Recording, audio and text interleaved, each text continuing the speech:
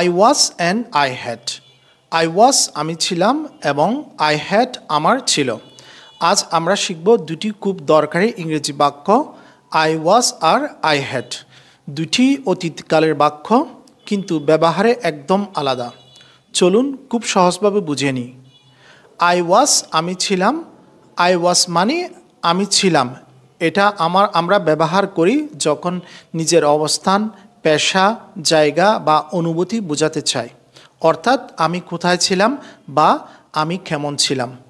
Examples: I was happy yesterday. আমি গতকাল খুশি ছিলাম। I was a student. আমি একজন ছাত্র ছিলাম। I was at home. আমি বাসায় ছিলাম। I was tired. আমি ক্লান্ত ছিলাম। I was busy last night. আমি গতরাত ব্যস্ত ছিলাম। মনে রাখবেন, I was শুধু নিজের সম্পর্কে বলার জন্য। যদি আপনি বলেন তুমি ছিলে, তখন হবে you were, আর সেই ছিল he was বা she was। I had আমার ছিল। এখন আসি I had মানে আমার ছিল। এটা ব্যবহার হয় যখন কোনো জিনিস, সময় বা অভিজ্ঞতা ছিল বোঝাতে চাই। Examples: I had a car. আমার একটি গাড়ি ছিল। I had a dream. আমার একটা স্বপ্ন ছিল।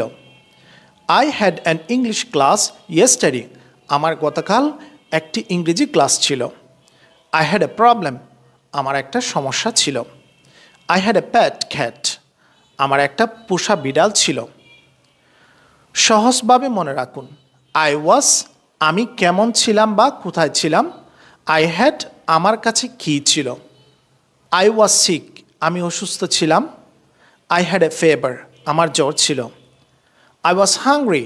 আমি ক্ষুধার্ত ছিলাম। I had no food. আমার কোনো খাবার ছিল না। I was in Dhaka. আমি ঢাকায় ছিলাম। I had a meeting there. আমার সেখানে একটি মিটিং ছিল। Thank you very much for watching this video. May Allah bless all of you. Allah Hafiz. Assalamu alaikum.